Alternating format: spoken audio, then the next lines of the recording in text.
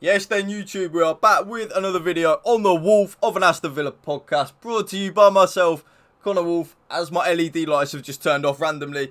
Drop this video a like, drop a comment down below, and if you can hit that subscribe button to my channel, that would mean the world to me. Also, I am proudly sponsored by Luke Roper. If you do want to check out Luke's website, luke1977.com, link is down in the description below to his website.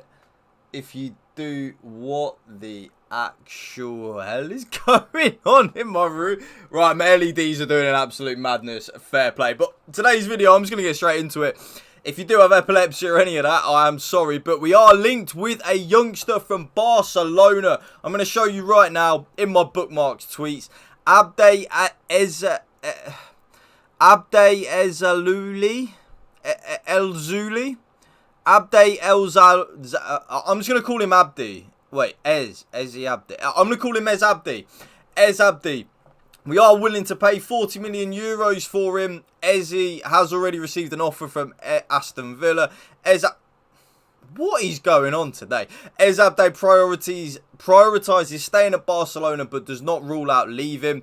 Aston Villa and Bayern Leverkusen are pressing. He wants to play more minutes and everything is open until the window closes. Barca wants at least 20 million euros or more. So, he actually played a lot last season. If any of you don't know who he is, which I'm surprised, I will be not shocked if a lot of you don't know who he is. But let me, hold on, I don't know what my LED lights are doing here. So let's just put them back on blue and hopefully they stay on. He did play 28 appearances in La Liga last season, 19 starts, only 21 years of age. These are the type of signings I really like. 4 goals and 2 assists. So 6 goals and assists from the left-hand side. He is very, very, very quick. I actually watched Barcelona their first game of the season. I can't remember who they played. I watched them. And they brought him on, I think, if I am not mistaken. It was against... Yeah, they did bring him on in this game, yeah, and he actually looked very dangerous. His end product is a little bit lacking, but that is something which can improve, of course, with time. I really like the signing. He is very much a left winger in terms of left-sided on the right foot, so this would be a signing that would probably replace Buendia in terms of like the injury. Zaniolo is not a Buendia replacement. Of course, Zaniolo plays on the right, and of course, the rumours were we were tracking Zaniolo anyway, in terms of even before the Buendia signing. This signing for me would be like a Buendia and Ramsey like replacement in terms of Aaron Ramsey now leaving, Buendia picking up the ACL injury. He's a player which does have bags and bags and bags of potential. He is nowhere near the finished product yet, like nowhere near. But these are the type of signings that I want us to make. This is the type of signing that Brighton would make and then in 2 years' time sell him for 100 million.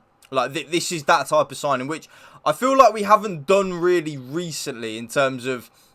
I feel like we have gone with more established players, which I don't mind, but I also would like us to sign younger players because I do feel like then you do have the option that, say we need to sell in a year's time, we need to sell a player to make big signings. We can then sell a younger player for big bucks and big profits. So... it's an interesting one. I feel like it's definitely one that we would need to make. We do need to replace Buendia, definitely. Like, Buendia and Ming... what is going on with LEDs? Buendia and Mings were the only 2 players to feature in every single game last season. I think bar one. I think they both featured in every single Premier League game bar one last season. So, we do need to replace them. Not Mings as such, because we can use different aspects of that. We can use, like, a right back and then... we can sign a right back that can play centre back and tuck in and then use our Moreno as the overlapping left back. And we've also signed Pau Torres, who did have a really good home debut against Everton. He looks like he's a signing that will get better and better and better as the season goes on. So I'm not going to sit here and say to you I know a lot about him. I just know that he is highly rated and he does want to play. And I like players that leave big clubs because they want to play, because I like that mentality. I feel like that's a good mentality to have. It's a player that wants to play football. He could happily just sit, not on the bench as such, but he could happily just sit and pick up minutes here and there at Barcelona, but he doesn't. He wants to come and move to get minutes, and he will get minutes at Aston Villa. We literally, like, we're playing McGinn out on the left-hand side at the minute, which I don't really think is McGinn's best position, although he did actually play really well against Everton. But we do need that left-sided player, especially with Ramsey and Moreno being out at the moment. He ticks all the boxes. One thing I will say, having watched him a little bit, he is rapid. And I mean like rapid. So that would definitely add some more pace and directness in the attacking third, which we do lack, I feel. Although, the RB... What is... My LEDs are doing it. This room's haunted or something. But when we don't have Moreno and Ramsey playing, we do lack that penetration on that left-hand side. Luka Dean, who of course will leave, and the rumour is he will only leave once we sign a replacement. And Acuna has actually picked up an injury. So maybe the video that I dropped yesterday on Nuno Tavares, that is going to be the left back we sign. And maybe we are going to sign this. How the hell do you say his name? Abde Ezzalzouli.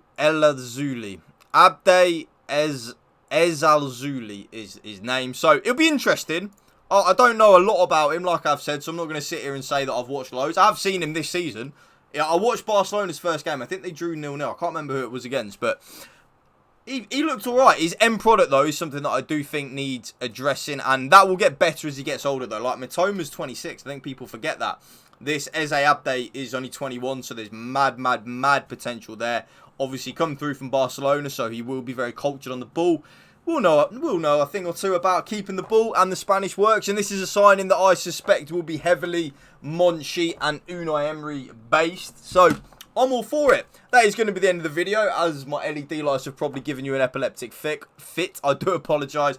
Drop this video a like. Drop a comment down below. And if you can hit that subscribe button to my channel, that would mean the world to me. Thank you for watching. Remember, spread the love and positivity. PMA, positive mental attitude. Peace out. One love.